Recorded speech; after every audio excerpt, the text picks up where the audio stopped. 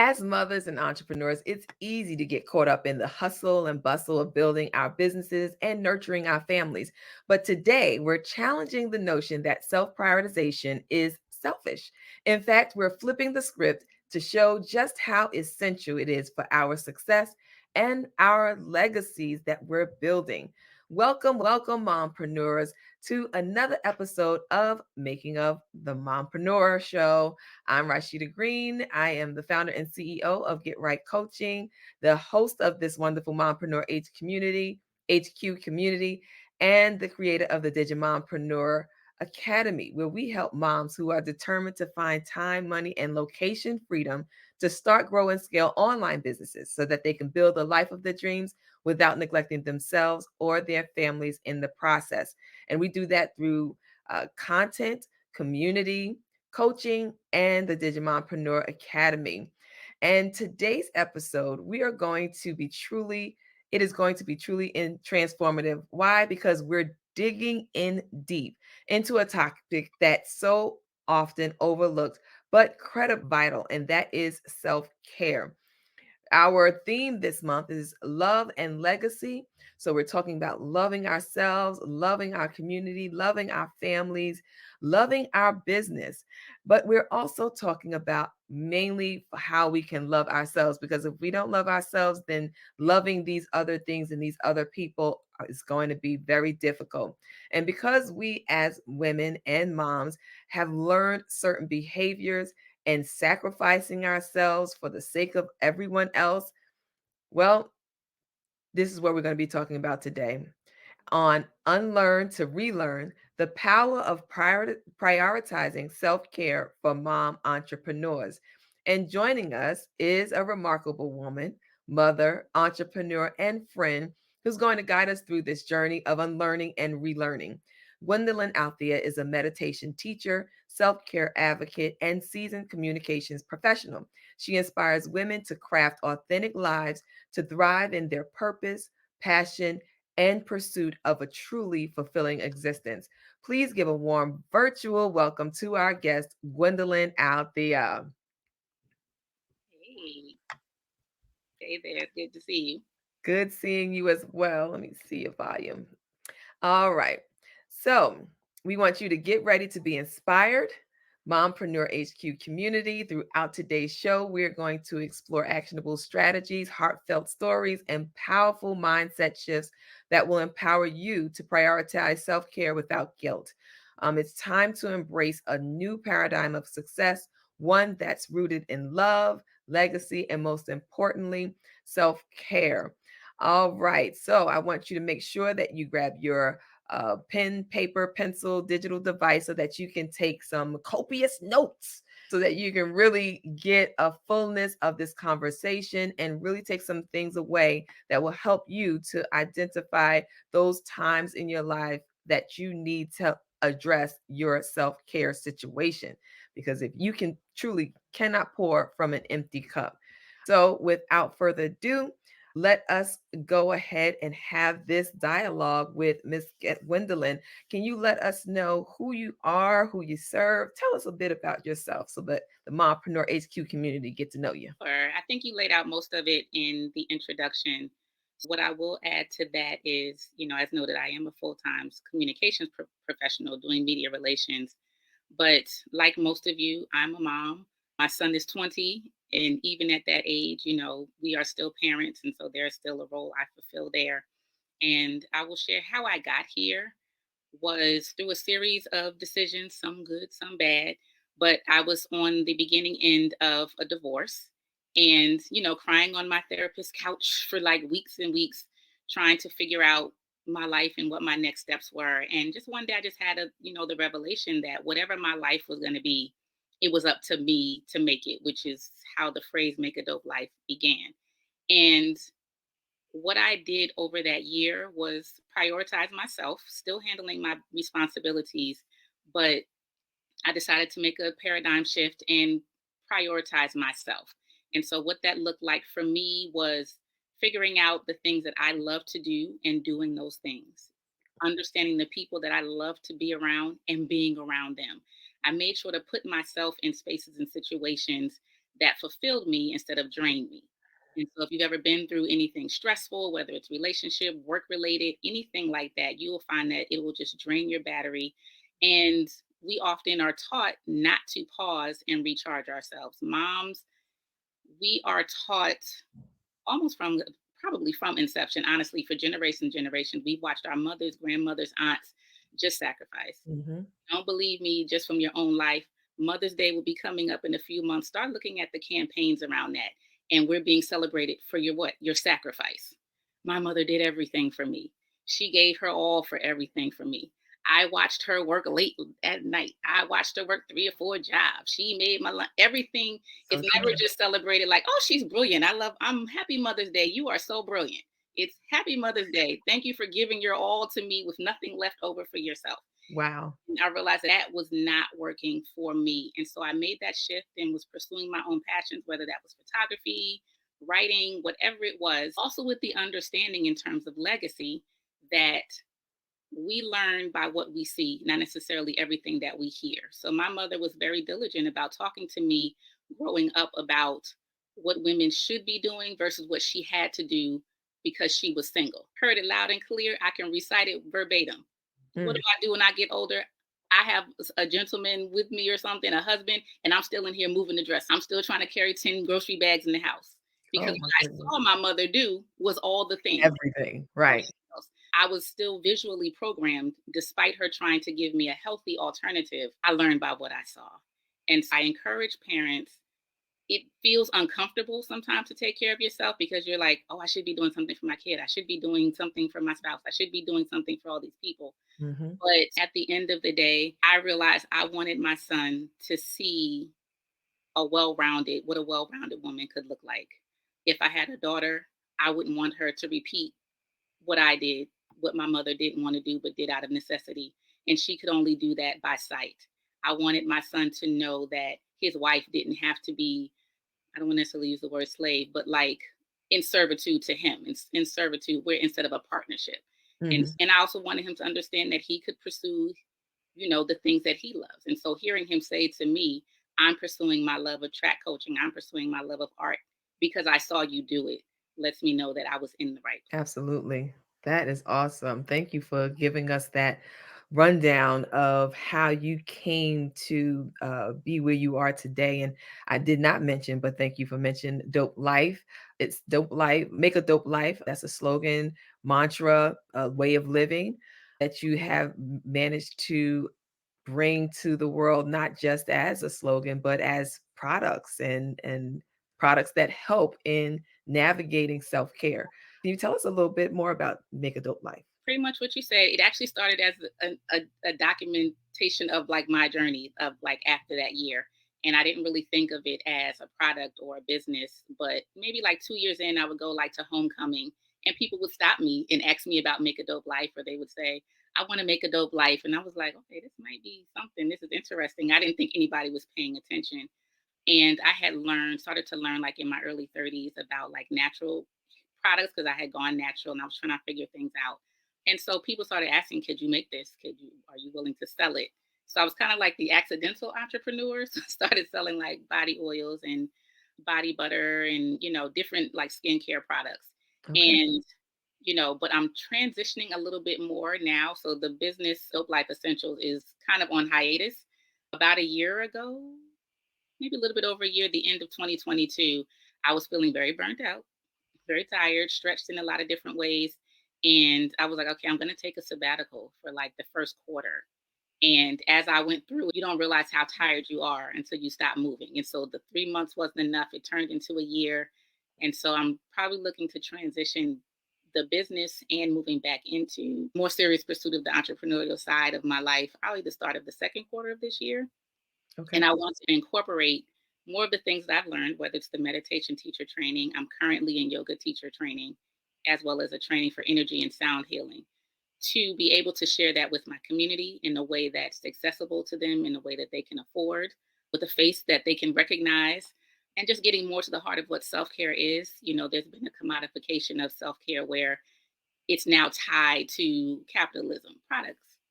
Buy this and then your life will feel better. Buy this and that's self care.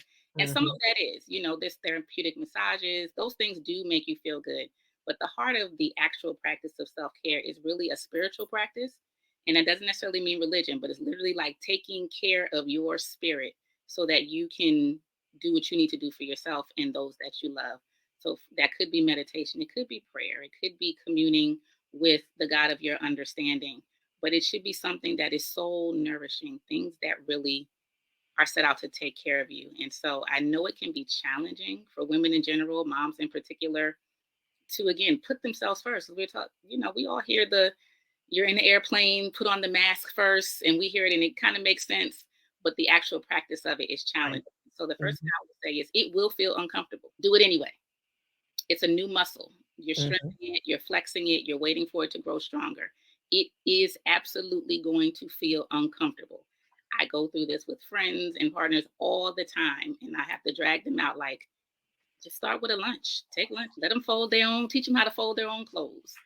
Give them, whatever it is that you find joy in, figure out a way to make it happen. Some people go by putting things on their schedule, whatever it is that works with you, but understand that it will feel uncomfortable, but that won't last forever.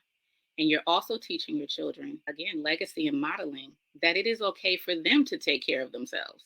Mhm. It is okay for them to learn how to understand that other people need space. Mommy needs space. It doesn't mean that I don't love you. This can be people, I've coached people through whole conversations with their kids. It doesn't mean that I don't love you and I don't want to spend time with you. I also need to do this. And you also need your own quiet time together as well. It's also Yes. it's a teaching opportunity. That's my point, just that quick. But again, it will feel uncomfortable. I encourage you to push through. It really has been a blessing to me to watch the moms that I work with understand. And we go by the phrase, we're moms, not martyrs. Because right now, motherhood is it just feels like you have to martyr yourself to be a good mom. And if you ever think about when people don't see your kid, they don't necessarily that where the baby mama? Anything happened on the news? Where was the child's mother? They never asked where was the daddy? Where were the parents? It's like we carry the whole burden, but you don't have to. That's right. My thing, you don't have to. You can put it down. You can decide what works for you and your family, you and your family. Sometimes I often encourage people sometimes to, if you're following a lot of like family accounts and mommy accounts, they make everything look wonderful and they put the kitchen is clean every night and the kids are all in like matching outfits for all the photo shoots. Sometimes you might have to unfollow those accounts because it can present an unrealistic expectation for you or an unrealistic, pressure. A house looking lived in, I'm not saying, we all know we a certain level of cleanliness, but a perfected household might not work for your family. And so Yeah. aspire Yeah. to your own reality and follow that, but understanding that self prioritization is not selfish. It is literally the definition of self care. It is caring for yourself, just to nourish yourself, and that overflows. I think the best, most visual example I got recently, I cannot remember the speaker's name right now. I can see her face so clearly, but she talked about a teacup and filling the teacup and then serving people from the saucer from that overflow so that you have enough in you. And then everybody's getting this wonderful, flavorful overflow because you're Mm. not tired. When we're tired, what are we? We're short, You're we're right. grumpy, we snap, Mm. all those things. And we don't want to snap at our kids. We don't want to snap at our spouse, our partners. We don't want to be cranky at work. We don't want to be exhausted. And so to give your best self, you have to treat yourself. If we say we love ourselves, then we have to act it out. Love it. That's right. Those are very good examples, especially the teacup and pouring from the cup. Because I mentioned that earlier, actually, that you cannot pour from an empty cup. Who are you sharing with? If someone said, "Can I have some?" No, you're empty. That you're done. And when you try to squeeze blood from a turnip, right? It's not healthy. It's not healthy at all. And I thank you for sharing even the part about moms, not martyrs, because I mentioned at the top of the show that you are also a writer. So that's an article that you've written that I believe I shared with the Mompreneur HQ community on last year.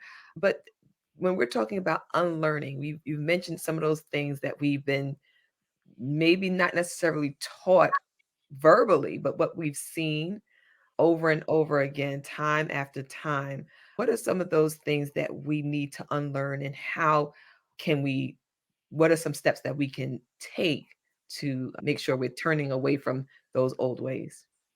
Well, I'm a comms person, communication. So also my first reference is always around language, the things because words have power. We speak our own realities. And so the things I try to be very careful with my words. So again, even the idea of like we have to give our all. So if you give your all, what's left? Nothing. So if you keep saying that to yourself and it manifests itself because that's now you've spoken it, you created that reality, and now you're following through on what you said. I have to give my all. So a lot of it is around language, that I have to do it all for my kids. I have to be at every activity, you know, that kind of pressure that you put on yourself, it Mhm. becomes, there's joy in it. I love being at all my child's things, but if there was something I couldn't make, I tried to figure out, well, what's the alternative? What can happen here? So the first thing I would say is kind of like key in on like the words that you're saying and the messages that you're taking in, because again, it's not just the thing you might have seen growing up. There's a lot of marketing to reinforce, and that marketing is not set up to help you, it's set up for them to make money. Right. So my first thing is language, to be very careful about the words you say to yourself first and foremost. What do you Okay. say to yourself about motherhood? What do you say to yourself about the way that you mother? Are you encouraging yourself? I did my best today. Or is it, oh man, I didn't help her with her homework quick enough. So I'm just terrible. Like what you say to yourself is one of the most impactful things around. So again, very much around language. Again, what you expose your eyes to. So again, it could be those perfect Instagram accounts, Facebook accounts, even like celebrity moms who have babies and then get on Entertainment Tonight and be like, look, my belly's flat again in 2 weeks, not knowing what they had to do to look like that in two Right. weeks, what that's doing to your body. Remember, birth is a complete and total change of the inner workings of your body. So giving yourself grace would be Great. my third tip. We are often challenged. We can be so graceful and compassionate to others, but even around the language we speak to ourselves, if we mess up, it's like, oh, I was so stupid. But if Rashida told me the same thing that she did, I'd be like, girl, it's okay. You make mistakes. You're human. But then Mhm. when we do it to ourselves, we speak to ourselves in such, horrible ways. So just learning to have grace with yourself, patience with yourself, to extend yourself compassion and kindness, that goes a long way to relieve the pressure and the stress that we put on ourselves. And as you go stronger in yourself, it helps you set boundaries and hold boundaries with those around you. And I would suggest if there's going to be some shifts and changes, you sit down and talk to your family. If that's your spouse first, and then the kids, and just understanding, hey, mom needs like 30 minutes on Thursday to do whatever, or twice a month she's gonna go to lunch with her girlfriends. But make it a discussion. I would never encourage anybody to get up and be like, you know what, I was making I'm out. breakfast for everybody 7 days a week, and then on Tuesday they get up and they be like, no more bacon for mom. I'm just not doing that. I'm not doing that. There's a way to do that. But conversation is very healthy. Being open with how you're feeling, finding a community of moms that you can share, because who understands it better than us to one another? Because we've all been there. I mean, it doesn't. This is an issue that doesn't have a dollar sign attached to it. It's not dependent on how much money you make or you don't make. I've spoken with rich moms with nannies, and they stress too. They're like, I don't understand. I got all this help, and I still don't know what's going on. It's this pressure, it's this thing that we live with, and it's very much grace with yourself, self-compassion and practicing it. And it doesn't come overnight, but when you catch yourself saying it, just stop, take a couple deep breaths, and then just say, sometimes I say, I extend compassion to myself, I welcome grace to myself. And it's a practice. So, when you've been doing something 10, 20, 30 years, it doesn't change overnight, but every step that you take in that direction is impactful. Thank you. Those are great tips. The language, the messages that we take in, and then being able to extend ourselves grace, patience, and compassion. I love it. One of the things that you spoke on just recently, you just started with, you know, in giving yourself grace, that language that you speak, it's okay. You're human. These things happen. You can't do it all or you can't give it all. And then you said basically, stop, take a breath. I was recently in one of your sessions where you had us breathing and meditating. So, can you kind of share with us how even something like yoga, meditation, and breath work can help moms to kind of center themselves around the topic of self care? So yeah, there's a lot of scientific research actually on the impact of meditation. And what I always try to encourage or share with people that, again, the commercial version of meditation isn't necessarily all that meditation is. You don't need to sit quiet with an empty brain for a half an hour. You don't need this long amount of time. You could have music, but you don't need music and incense, all the things that look aesthetically like you're doing the thing versus actually doing the thing.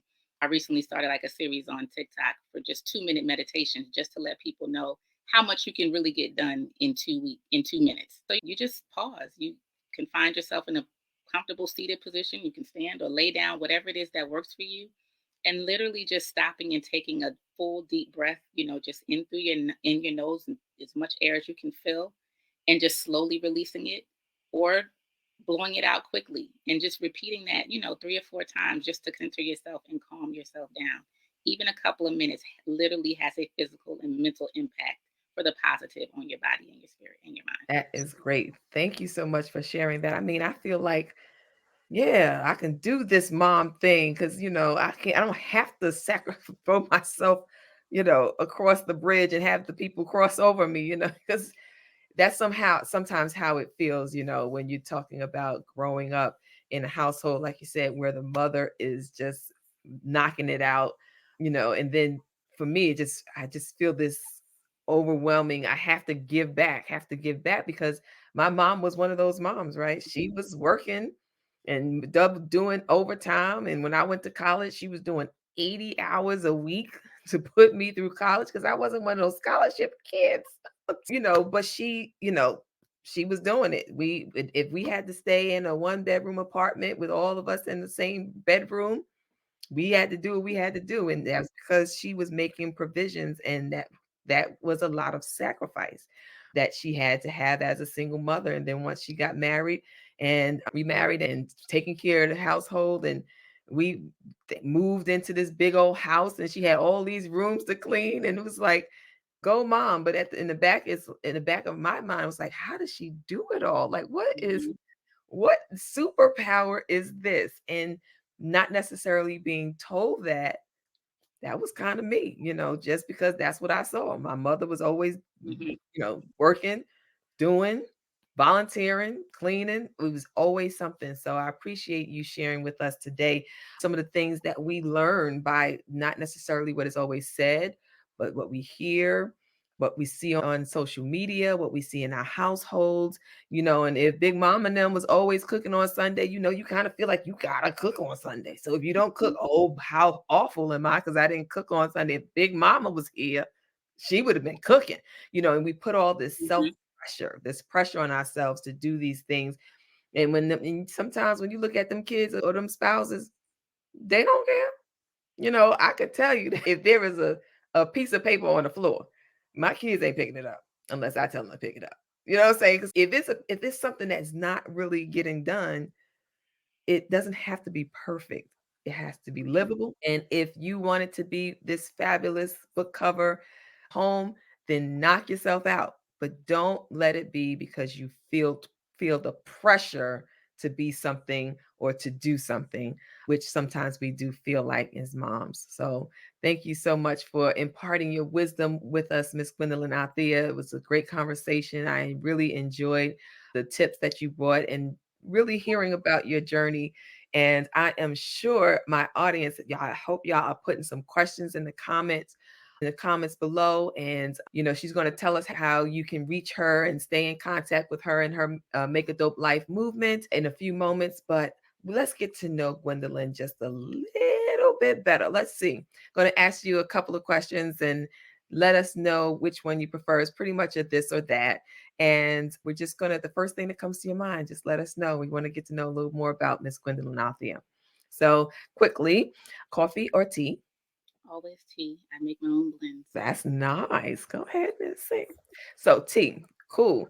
Let's go with fall or spring? Fall. Fall, yes. I was born in September, so I like fall too. All right, so we're going with the beach or mountains? Beach. Yeah, I love those too. Well, looks like we are kind of in the same flow. I wonder why. We've been friends like for how long? Forever. Yes, forever friends. Thank you again for joining us.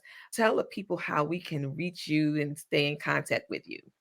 The easiest way is IG. That's where I am most of the time. Make a dope life. I haven't been active, but I do have have an IG account for Moms Not Martyrs that I am working on content for and hope to relaunch in the second quarter. So that would be specifically around kind of the conversation that we're having. This Awesome. conversation is a huge passion of mine. It's something that God put on my heart at the beginning of last year to really focus in on that because I think it's such an important issue. You can follow either one of those accounts, but I'm most often on Make. All right. So, audience, you heard it right here. This is Miss Gwendolyn Althea, where she explores her insights on faith, food, parenting, and the profound journey of life beyond 40 at her IG Make a Dope. So, definitely go by, visit, follow. And again, if you have comments or questions, please put them in the comments below, and we will go ahead and address them as we're able to get to them. But we're so excited to have you, Gwen. Thank you for joining us, and to our Mompreneur HQ family. If you have one piece of advice that you would like to give before we leave this show, what would that be, Miss Gwendolyn?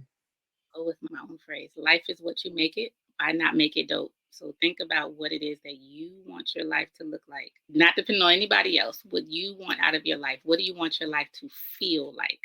What is it that you want to leave behind? And we often think of legacy in terms of money, and money is great. But what do you want to really leave your children in the terms of knowledge and in their spirit and the kind of person that they would want to be as well? Think about that when you think about legacy beyond money. Again, I'm not saying you can leave them some money, leave them some money, but there are so many other things that you would want for yourself and for your children. Really think about that, and then just try to think of small steps that take you in that direction.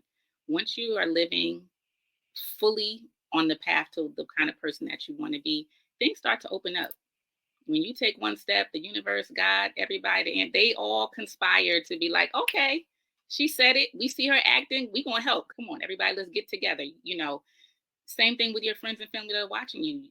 You could say that you want something. I tell my son all the time, you can tell me anything you want. I know what you really want to do when I watch you and see what you're actually doing. And so that is always, where I try to keep my mind. Sometimes we stray, but I get myself back together. But really narrow in on what it is. And sometimes that shifts and changes, and that's okay too. But really think about what you want out of life and go after that. Partner with people to see how you can make those things happen. Awesome. Ladies of the Mompreneur HQ family, guess what? She said it. Go get it. Until next time.